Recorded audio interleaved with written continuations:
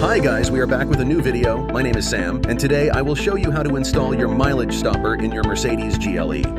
You don't even need tools, just your two hands are enough. The scope of delivery includes the software module and the corresponding cable, that's it.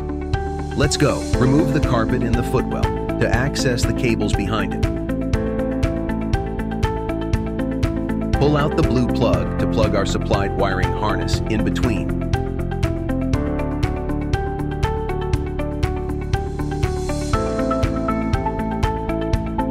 Insert one plug of the wiring harness into the plug, where the blue plug was previously inserted.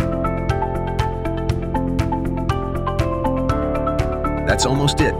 Now tuck the plugs away neatly behind the carpet and fold the carpet back into its previous state.